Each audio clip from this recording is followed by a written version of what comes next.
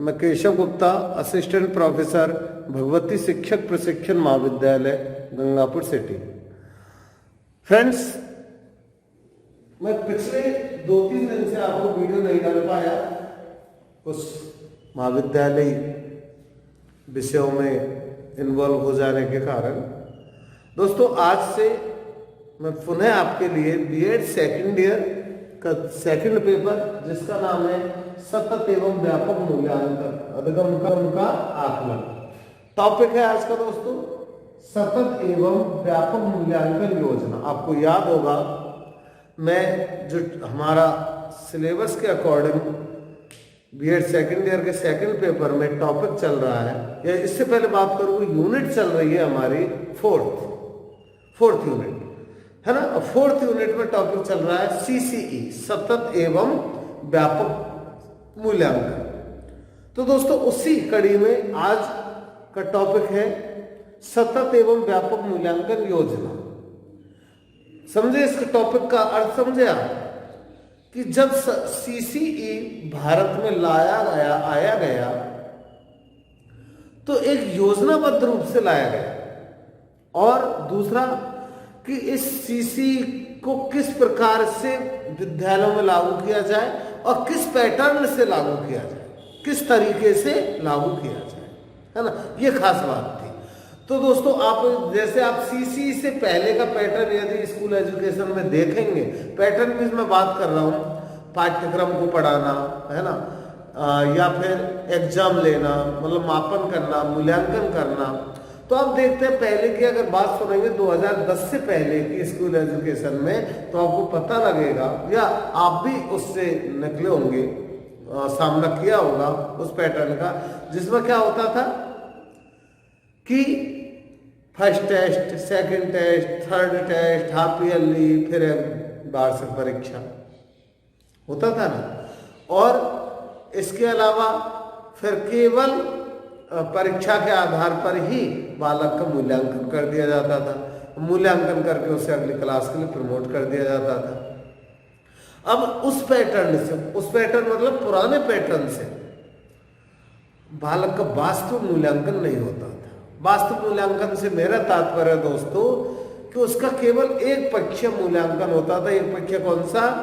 केवल उपलब्धि का मूल्यांकन। उपलब्धि भी कौन सी? केवल शैक्षिक उपलब्धि का मूल्यांकन होता था, है ना। और शैक्षिक उपलब्धि का मूल्यांकन भी सही नहीं हो पाता। क्यों नहीं हो पाता? क्योंकि मैंने पहले भी आपको उदाहरण दिए कि जिस दिन बालक की एग्जाम है, कोई पेपर है, मान लो किसी दिन बालक का हिंदी का पेपर है और उस दिन उसकी तबीयत खराब हो जाती है, या कोई और एक एक्सीडेंटल ऐसा केस आ गया उसके सामने कि वो परीक्षा में अपना सही परफॉर्मेंस नहीं कर पाया, तो इसका मतलब क्या? उसकी उपलब्धि का माप और उसके मार्क्स कम आ गए, तो क्या उसकी उपलब्धि का मूल्यांकन हो गया? क्या नहीं हुआ। ऐसी समस्याओं को दूर करने के लिए 2009 RTE 2009 में एक व्यवस्था दी गई कि सीसीई लागू किया जाए। एक नया तरीका था मूल्यांकन का, मतलब सतत और व्यापक मूल्यांकन लागू किया जाए। तो दोस्तों, ये मैंने पहले ही बताया कि भारत में 2010 में, कब? 2010 ईस्वी में सीसीई विद्यालय शिक्षा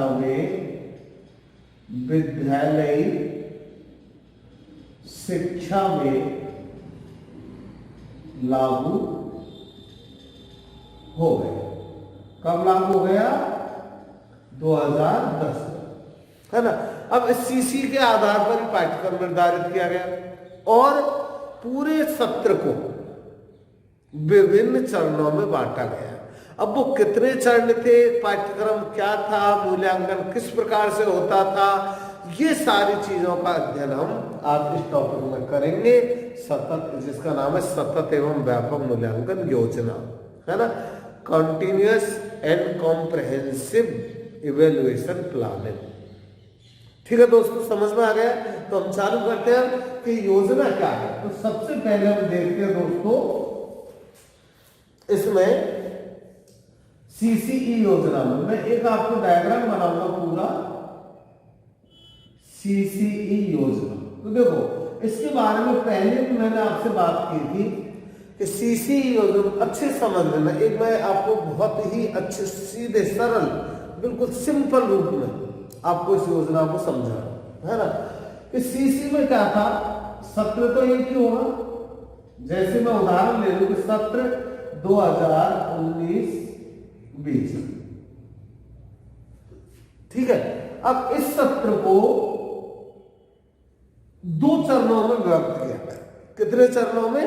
2 चरणों, 2 चरण, 2 सेमेस्टर, है ना, 2 सेमेस्टर। ये हो गया आपका फर्स्ट सेमेस्टर और ये हो गया सेकंड सेमेस्टर।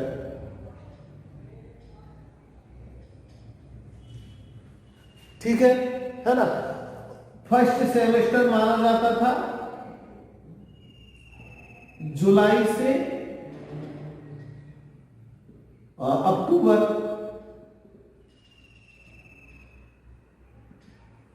ठीक है। सेकंड सेमेस्टर माना जाता था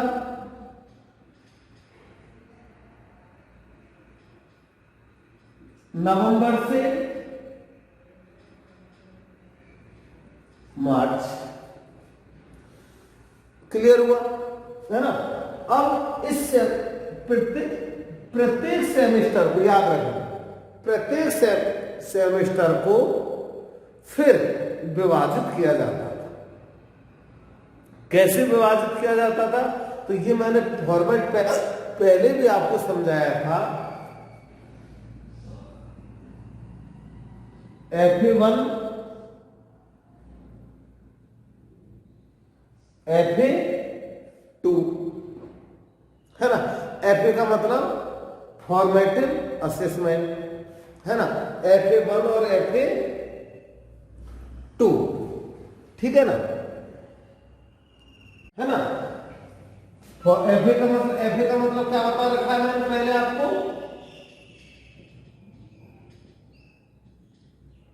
फॉर्मेटिव असेसमेंट, है ना। हिंदी क्या होगी इसकी? संरचनात्मक आकलन, ठीक है। FA1 और FA2। फिर FA1 और FA2 के बाद आता था SA1। अब ये SA1 क्या था? तो SA का मतलब था दोस्तों summative assessment, summative assessment. Summative assessment का हिंदी क्या है? समेकित आकलन, है ना। ये इसी को हम क्या कहते थे? संकलनात्मक आकलन, है ना। संकलनात्मक आकलन। संकलनात्मक मतलब संकलन, संकलनात्मक आकलन का मतलब संकलन मतलब समेटिव मतलब पूरा, संपूर्ण। समझ गए ना। तो इसी को हम संपूर्ण भी कह सकते हैं। क्लियर हुआ? FA1, FA2 और SA1। ऐसे सेमेस्टर 2 को, सेकंड को भी वही FA3, FA4 और SA2, है ना। तो यो कह दे एक तरह से हम हमारी भाषा में फर्स्ट टेस्ट, सेकंड टेस्ट और उसके बाद हाफ ईयरली एग्जाम, है ना। फिर थर्ड टेस्ट, फोर्थ टेस्ट, फिर उसके बाद वार्षिक एग्जाम, वार्षिक परीक्षा, इस तरह से, ठीक है। अब इस सबके लिए ये FA1, FA2, SA1, FA3, FA4 और SA2 ये पूरा सत्र था, पूरा सेशन था कि आप अब इसके लिए भी निर्धारित था कि FA1 मतलब फर्स्ट टेस्ट है, वो आपको 1 महीने में सिलेबस करा करके लेना है। सेकंड टेस्ट फिर अगले 1 महीने में सिलेबस करा कर लेना है। फिर आपका क्या SA1 आपको 5 महीने में लेना है, मतलब 4 में 5 महीने सिलेबस करा के लेना है। इस तरह से होता था। जुलाई, अगस्त, सितंबर, अक्टूबर चौथे महीने में लेना है। कौन सा? SA1। क्लियर हो गया। फिर FA3। तो अब यहां तक का समझ रहे हो ना, यहां तक का जो सिलेबस है वो 50% कंप्लीट हो जाता है, था नहीं है, तो वर्तमान में चल रही है योजना, है ना। फिर आगे का 50%, जैसे किसी सब्जेक्ट में टोटल 6 यूनिट है, तो ये पहले से निर्धारित वार्षिक पाठ्य योजना एनुअल प्लान बनाते समय निर्धारित कर लिया जाता है कि 50% हमारा सिलेबस अक्टूबर तक हो जाना चाहिए, है ना। 50% सिलेबस। फिर अगला 50% से आगे, मतलब 3 यूनिट हो गई, 3 यूनिट हो गई। अब चौथी यूनिट की शुरुआत होगी और उसका टेस्ट फिर कहां लिया जाएगा? FA3 में। उसके एग्जाम FA3 में।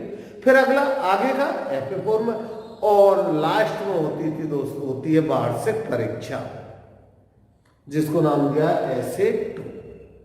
इसमें उसका ओवरऑल संपूर्ण, जिसका नाम आया ना ये समेटिव, संपूर्ण उसका आकलन या मूल्यांकन किया जाता है।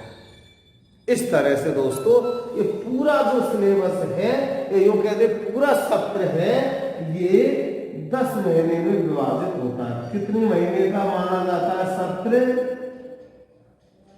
10 महीने का। एक सत्र के लिए 10 महीने दिए जाते हैं। किसमें? इसमें CCE योजना। क्लियर हो गया। ये तो हो गया हमारा पाठ्यक्रम पूरा करने की योजना, प्लान। ठीक है दोस्तों, अब आगे देखते हैं इसी योजना में। नहीं, ये समझ में आ गया आपको? क्लियर हो गया। अच्छे से याद रखना, ये आपके BEd एग्जाम के लिए भी इंपॉर्टेंट, और कंपटीशन में तो ये निश्चित रूप से ये चीजें आती हैं। ये बातें मैं पहले भी कह चुका हूं आपसे। ठीक है। अब इसमें एक चीज और सुन लें कि इस CCE योजना के आधार पर जब हम कोई असेसमेंट करते हैं किसी बालक का, है ना, तो उसमें अंक नहीं दिए जाते, परिणाम में अंक नहीं, अपितु क्या दिए जाते हैं? फिर ग्रेडिंग दी जाती है ना। क्या दी जाती है? ग्रेडिंग दी जाती है, श्रेणी दी जाती है ना। अब ये ग्रेडिंग क्या है? तो ग्रेडिंग के ऊपर भी हम बात कर चुके हैं पहले बहुत अच्छे से, फिर भी मैं थोड़ा सा आपको बता दूं कि ग्रेडिंग सिस्टम क्या है। तो दोस्तों देखो, ग्रेडिंग सिस्टम में मैं आपको अलग से टॉपिक दे चुका हूं पहले, है ना। आप मेरे वीडियो देखना, तो उसमें ग्रेडिंग सिस्टम का अलग से वीडियो है आपका।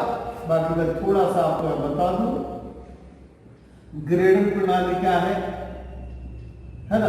तो देखो, ग्रेडिंग प्रणाली में क्या होता है, जिसमें मैंने बताया आपको कि किसी बालक के मार्क्स आए 91 से 100, है ना, तो उसको क्या ग्रेडिंग देंगे? A1। किसी का है 81 से 90, तो उसको क्या देंगे? A2। किसी का है 71 से 80, तो उसको क्या देंगे? B1। किसी को आए 61 से 80 हो गया ना, अब कितना आएगा? 61 से 70, तो इसको क्या देंगे? B2। इस तरह से हम ग्रेडिंग देते हैं। क्लियर हो गया। अब आगे बढ़ते हैं दोस्तों। ये तो आपका आकलन की बात हो गई। अब मैं बात करता हूं पाठ्यक्रम की, कि CCE में किस प्रकार का कौन सा पाठ्यक्रम निर्धारित किया गया है ना, या उसका मूल्यांकन कौन से पाठ्यक्रम के आधार पर बालक का होता है। ठीक है, ये खास बात है। तो दोस्तों इसमें 3 क्षेत्रों के आधार पर बालक का मूल्यांकन किया जाता है। वो 3 क्षेत्र कौन कौन से हैं? एक तो है दोस्तों विद्यालयी क्षेत्र। कौन सा है? विद्यालय क्षेत्र, है ना। दूसरा है सह विद्यालय क्षेत्र, सह विद्यालयी क्षेत्र, है ना, सह विद्यालय क्षेत्र। और तीसरा कौन सा है? सह शैक्षिक गतिविधियां, है ना। तीसरा है सह शैक्षिक गतिविधि, है ना। 3 क्षेत्रों के आधार पर दोस्तों बालक का मूल्यांकन किया जाता है, किसमें, सीसी मूल्यांकन, है ना। 3 क्षेत्रों के आधार पर ध्यान रखना इसका, है ना। अब देखें कि इस कितने क्षेत्रों में बांट दिया विद्यालय बालक के आकलन को, 3 क्षेत्रों में। कौन कौन से, विद्यालय क्षेत्र, सह-विद्यालय क्षेत्र एवं सह-शैक्षिक क्षेत्र। अब देखते हैं कि विद्यालय क्षेत्र में किसका आकलन होता है। तो दोस्तों मैंने यहां लिख दिया, देखो कि विभिन्न विषयों में बालक की उपलब्धि या निष्पत्ति, अचीवमेंट, निष्पत्ति को उपलब्धि कहते हैं, अचीवमेंट का आकलन विभिन्न परीक्षाओं पर। समझ गए इसका मतलब कि विद्यालय क्षेत्र में हम बालक में या बालक का आकलन करने का आधार क्या है, उसको जो सब्जेक्ट हम पढ़ा रहे हैं, जो विषय हम पढ़ा रहे हैं, Hindi, Sanskrit, English, math, science, history, political, geography, जो भी है ना, तो उस विषय का जो हम टेस्ट लेते हैं ना, फर्स्ट टेस्ट मतलब FA1, FA2, तो उसमें हम क्या देते हैं, केवल सब्जेक्ट देते हैं, मतलब उसकी परीक्षा लेते हैं। तो परीक्षा द्वारा लिखा है ना, विभिन्न परीक्षाओं द्वारा, विभिन्न परीक्षा कौन सी, FA1, FA2, SA1, FA3, FA4, SA2, या प्रायोगिक परीक्षा, है ना, प्रोजेक्ट कार्य, मौखिक परीक्षा, इन विभिन्न परीक्षाओं द्वारा हम उसकी निष्पत्ति का आकलन करते हैं, ना। क्योंकि देखो विद्यालय क्षेत्र में हम 2 क्षेत्रों का आकलन करते हैं, एक तो उस बालक के विषयों का, विषय में सब्जेक्ट में बालक ने कितना अचीवमेंट प्राप्त किया, है ना, और दूसरा और जो इस खास तौर से CCE में ही आया है, कौन सा, 3 विषय आपने देखोगे, 3 विषय और प्रत्येक क्लास में चलते हैं। कौन कौन से चलते हैं वो, कार्यान्वयन, कला शिक्षा एवं शारीरिक व स्वास्थ्य शिक्षा, है ना। तो विद्यालय क्षेत्र के पहले भाग में तो हम विभिन्न विषयों की उपलब्धि का आकलन करते हैं, और दूसरे भाग में उस बालक के कार्यान्वयन, कला शिक्षा एवं शारीरिक स्वास्थ्य शिक्षा का आकलन करते हैं, है ना। और ये सब किसके माध्यम से होता है, संरचनात्मक आकलन से। किससे होता है ये, संरचनात्मक आकलन द्वारा, है ना, मतलब FA द्वारा। किसके द्वारा, FA द्वारा, है ना। इसका मतलब क्या हुआ दोस्तों, एक खास बात बता रहा हूं कि FA मतलब संरचनात्मक आकलन बालक का वर्ष पर्यंत ये सत्र भर चलता रहता है, मतलब सत्र के अंत में भी और सत्र के बीच में भी, ठीक है ना। संरचनात्मक आकलन हो गए, मतलब पहला क्षेत्र हुआ है कौन सा, विद्यालय क्षेत्र। अब बात आती है सह-विद्यालय क्षेत्र में बालक के आकलन का आधार क्या है। तो सह-विद्यालय क्षेत्र के विषय कौन कौन से, समझ गए ना। विद्यालय क्षेत्र के तो क्षेत्र तो क्या है, उसका पाठ्यक्रम, उसकी पाठ्य पुस्तक है या उसका सिलेबस, है ना। और दूसरा क्या है, कार्यान्वयन, कला शिक्षा, शारीरिक और स्वास्थ्य शिक्षा, ठीक है। अब आता है हमारा दूसरा सह-विद्यालय क्षेत्र। सह-विद्यालय क्षेत्र में दोस्तों बालक के आकलन के 3 आधार खास है, ये नई चीज है।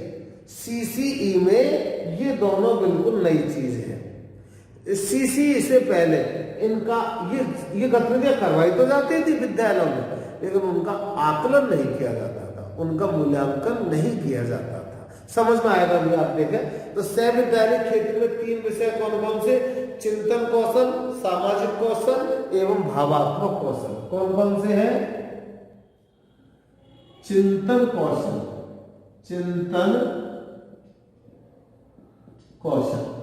दूसरा सामाजिक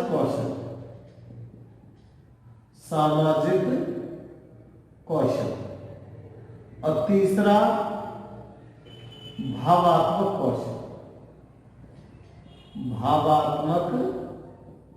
कौशल, है ना। इन 3 कौशलों का, 3 स्किल्स का मूल्यांकन हम करते हैं, है ना। क्या है? स्किल्स, कौशल है। मतलब समझे आप इसका कि इनका रिजल्ट पर कोई प्रभाव नहीं पड़ेगा कि बालक का A1 बन गया, A2 बन गया, B1 बन गया, B2 बन गया, बालक की 90 बन गई, 80 बन गई, 70 बन गए। लेकिन आकलन होता है। कैसे देखें? अब चिंतन कौशल, चिंतन कौशल में हम क्या देखेंगे कि बालक का व्यवहार कैसा है, बालक शिक्षक के प्रति क्या सोचता है, क्लास में जब वो पढ़ाई कर रहा है, शिक्षक पढ़ा रहा है, उस समय उसका रवैया कैसा है, उसका प्रश्न पूछने का तरीका कैसा है, उसके शिक्षक के प्रति अवधारणा क्या है। ये सारी चीजें हम किस में देखते हैं? चिंतन कौशल में। इसका मतलब दोस्तों ये हुआ कि बालक का हर पल, जब वो विद्यालय में है, विद्यालय से बाहर है, घर पर है, हर पल उसका आकलन होता रहता है। किसके द्वारा होता रहता है? शिक्षक के द्वारा होता रहता है। जैसे कोई स्टूडेंट मेरी क्लास में है तो मैं पढ़ा तो रहा हूं, अपना सब्जेक्ट पढ़ा रहा हूं, लेकिन साथ साथ में मेरी नजर क्लास के छात्रों पर भी रहेगी। कौन सा छात्र मेरे प्रति ध्यान दे रहा है, कौन सा छात्र गंभीरता से पढ़ रहा है, या कौन से छात्र का एटीट्यूड मेरे प्रति कैसा है, या और अपने साथियों के प्रति कैसा है, उसका प्रश्न पूछने का तरीका कैसा है, उसको ये सारी चीजें हम चिंतन कौशल में देखते हैं। जहां भी हमें कमी आती है उसमें सुधार करने का हम प्रयास करते हैं और करना चाहिए। ठीक है दोस्तों, इस तरह से चिंतन कौशल का मापन किया। फिर दूसरा क्या है? सामाजिक कौशल। अब बात आती है सामाजिक कौशल। सामाजिक कौशल में हम क्या देखते हैं? उसका बालक का कक्षा में तथा कक्षा के बाहर विद्यार्थी में विकसित सामाजिक कौशलों का आकलन किया जाता है ना। जिसमें जैसे समूह के प्रति उसका दृष्टिकोण, समूह मतलब अपने साथियों के प्रति, समूह में कार्य करने का तरीका, साथियों का सहयोग, साथियों को मदद करना, ये सारी चीजें हम देखते हैं। किसमें देखते हैं? सामाजिक कौशल में देखते हैं, है ना। अब तीसरा क्या है?